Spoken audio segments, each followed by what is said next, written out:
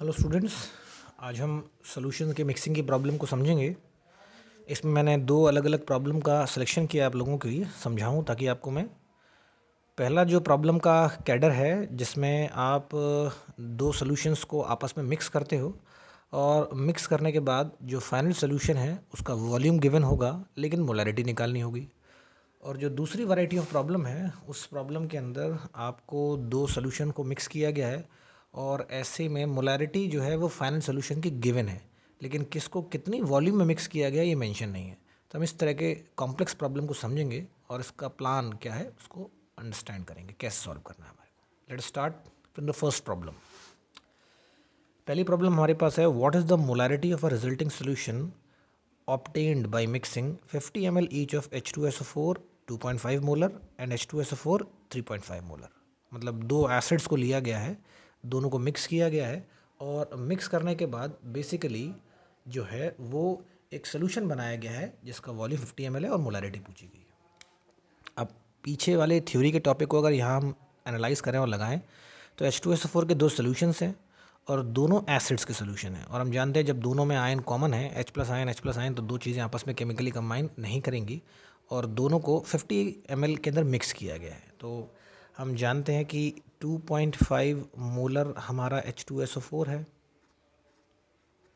एक 3.5 molar H2SO4 है। इन दोनों का आपने 50 ml लिया है, इसका भी 50 ml लिया है और इसका भी 50 ml लिया है और दोनों को मिक्स किया है।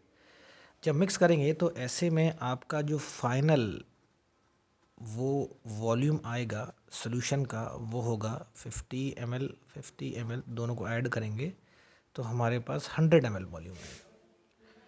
अब वो फाइनल मोलैरिटी की पूछ रहा है, जानकारी ले रहा है, फाइनल मोलैरिटी बताइए रिजल्टिंग सोल्यूशन की क्या होगी। तो जब हम रिजल्टिंग सोल्यूशन की बात करेंगे तो रिजल्टिंग सोल्यूशन में हमारा सिंपल फॉर्मूला होगा that is M1V1 plus M2V2 बराबर M3V3। इस दौरान क्योंकि हम मिक्स कर रहे हैं और मिक्स करने पर दोनों चीज़ों के नंबर ऑफ मूव्स जो हैं वो कांस्टेंट रहेंगे। तो पहली वाली मोलैरिटी हमारे पास अवेलेबल है 2.5, पहले वाला वॉल्यूम अवेलेबल 50 ml, दूसरी वाली मोलैरिटी है available 3.5, volume 50 ml। Final molarity हमसे पूछी गई है और रिजल्टिंग वॉल्यूम हो गया 100 ml। सॉल्व करेंगे और सॉल्व करके यहाँ से अपनी M3 की वैल्यू पता कर लेंगे। ये हमारी अप्रोच रही थी फर्स्ट प्रॉब्लम के लिए।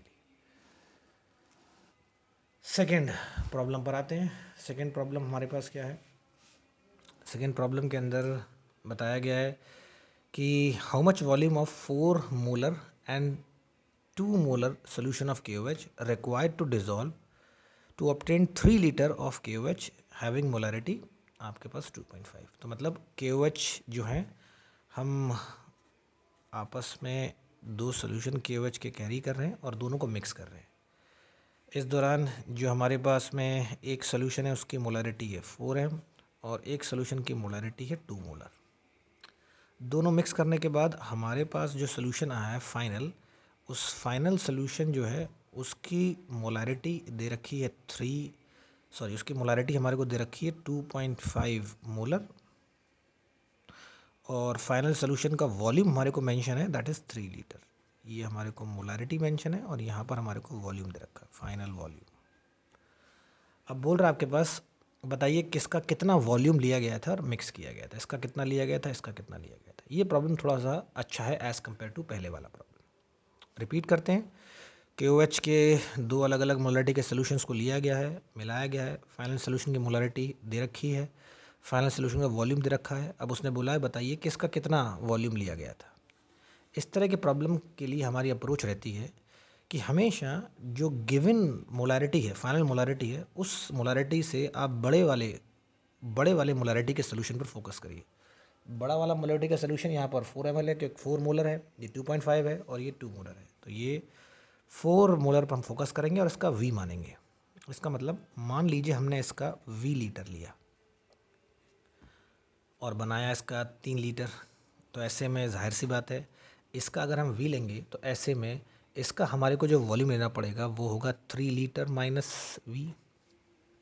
हमारी अप्रोच स्टार्ट होती है, वही हमारा तरीका होता है M1V1 प्लस M2V2 बराबर M3V3। M1 4 मोलर वॉल्यूम इसका लिया हम लोगों ने V लीटर, इसकी मोलरिटी 2, इसका वॉल्यूम लिया 3 माइनस V। M3 की बात कर रहे हैं, इसकी 2.5 मोलरिटी है और V3 की बात कर रहे हैं 3 लीटर है। यहाँ सॉल्व करके हम लोग V कैलकुलेट कर सकते हैं और जब V कैलकुलेट करेंगे हम लोग तो कैलकुलेट करने पर ये हमारे पास 0.75 लीटर आएगा, 0.75 लीटर।